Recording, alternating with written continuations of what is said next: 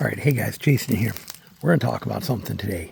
If you're going to hunt hogs, deer hunting is one thing. You can sit in a tree stand and have deer come by, and you know that if you're on the right trail, they're going to come by you regardless. You're going to see them. They're going to come by you within shooting range.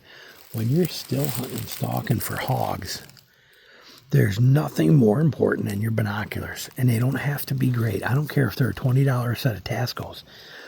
It doesn't matter. You need the ability to see things. They're vitally important. I don't care if they're compact and very small in size, because you're not going to be out here. You're looking for black hogs in a black swamp or in a dark swamp. It's going to get dark earlier, and you're going to be done well before dark anyway, before its last shooting light. So it doesn't matter how good they are. It just needs to be binoculars.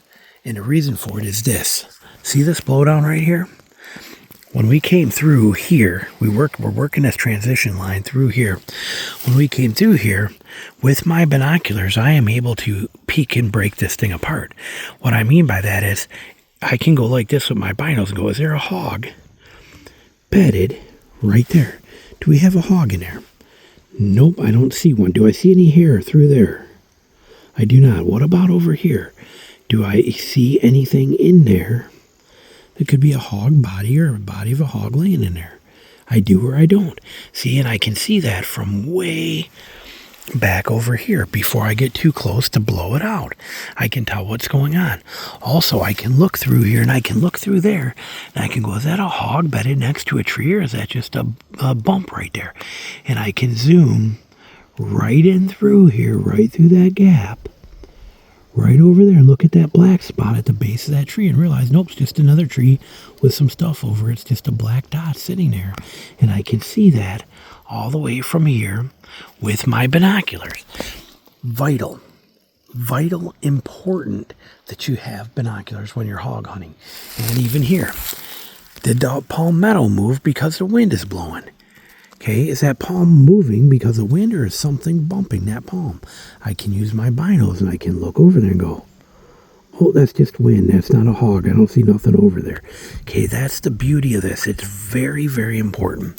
More so than deer hunting, more so than any of that. And again, don't worry too much about the quality. Now, the reason I say that too, good binos are obviously better, but none are better than, having some, even if they're cheap, is better than not having any. I prefer good quality binoculars.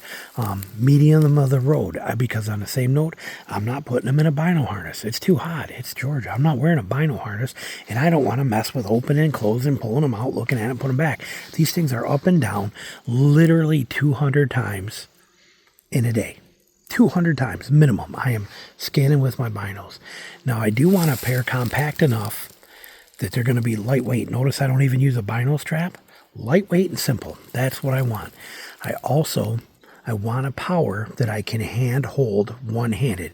So if I'm carrying my bow, I don't want to stop and set my bow down like this to have to be able to go and embrace myself on something or put two hands on them. I want one hand, just like this, where I can just do this. Quick look. There? Nope. Okay. Move. Oh, what? Nothing. Okay. I want to be able to do that. 8 power binoculars, 7, 6, 7, 8 power lets me do that. You get into 10 powers, you got to stop, set your bow down, or rest on your bow, take your bow like this and use it, lock into your bow, and then set it up and use two hands with both hands on it to use them to stabilize you, both hands to set up on there to be able to use that, or using both hands. I don't like a 10 power for hog hunting. The extra power would be nice to get in there, but I think an 8 is perfect. For deer, I like a 6 power or 7 power because they're going to give me that low light capability with the small size. But for hog hunting, a pair of 8 power, like these 8x30s, these are Maven 8x30s here, and these are their B series. These are amazing. These are absolutely incredible binoculars. So are the Kawas, so are even the Vortex. Vortex are like $150. They work incredible. I don't care who that makes them, but just get yourself something, some kind of binocular, like right there. Hold on. Hang on, actually. No. Get some kind of binocular that you can use that is going to be comfortable. You're going to carry it all the time. They're going to be with you. Again, keep in mind, you want them durable enough to take the abuse. They're going to get muddy. They're going to get stuff. They're going to have DEET dripping in them. They're going to get beat up a little bit. These ones, I love these. These are one of my new favorite binoculars, these Mavens. These things are straight up incredible. I'm not going to lie. But an 8 power, 8x30, 7x28, 6.5x32, any of those is going to be fantastic.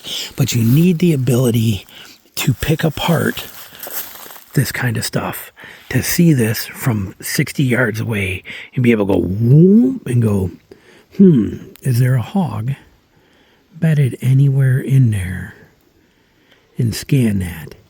This is how we find so many of them that we shoot when they're in their beds. It is because of the binoculars and being able to scour this stuff.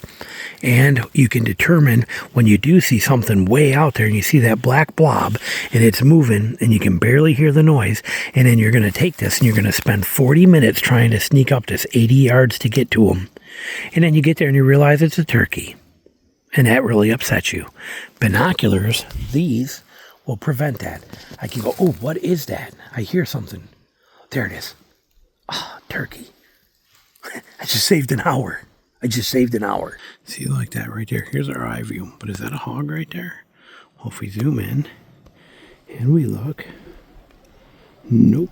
It's just a log laying right there at the base of that tree. Binos give us that ability to see. Without them, we got to walk over there and check that stuff. Beauty of binoculars. See that subtle hog bed right there? That's where a hog was laying at. See, shift around and wore the leaves off. Got it kind of depressionized. That's a hog spot where he beds right there. We were just looking at that stump that's over there. I was showing you the difference with the binoculars. Is that something or is it not? And we just walked by, but there, right there. But when you hit a spot like this, you take those and you scan real quick. You will not see a whole hog laying out here because they're going to be in, somehow wallowed in to something, even a little depression like we see right there. You're going to see the top of his back or the top of his rib cage. Okay, so it's binoculars make life so much easier to identify this stuff when you're out here, and they let you move faster. I can move across this ridge quicker because I already scanned it. I was over there and we scanned this whole thing, so I knew there was nothing here. And so now I can move faster to get across this, knowing that we're safe. Like I said, binoculars worth their weight in gold. Now here we have Poops Trail. I already scanned this. They lead to a blowdown. Binoculars. Here we can't see nothing. If I zoom in with binoculars to 8 power, we can pick this apart. Looking for any hair, a leg, an ear, anything that we can see inside of there as best we can as we try to pick into that and see what's going on. And we don't see anything, so now typically we creep in a little bit closer. Now I'm already know I'm okay because we're trying to get to the truck that's right over there and the wind is directly at my back, so anything in here would have been blown out. But even here, I'm still far enough away, but with binoculars, we can zoom right there at 8 and get right inside of there and pick that thing apart for a second and go, yep, nothing there. Nothing buried in there. And now we know. So that's how we do it. But that's the beauty of them. Like I said, one of the most powerful tools you can have when you're out here in the woods chasing hogs, because this is a hog bed heaven. And if we come up to it, look it in there.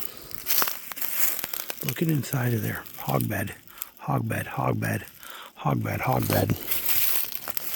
Look at all the bedding in here. Look at everywhere in here. That's what we're talking about. Gold mine places. And you can use your binoculars to see that from way back there and determine if something's in there. Like I said, I know there's nothing going to be in front of us because look at all the hog poop go everywhere. Because we're already blowing it all out. Our wind is crushing us here. Hang on. This one's a brush. Come on, get off my bowl.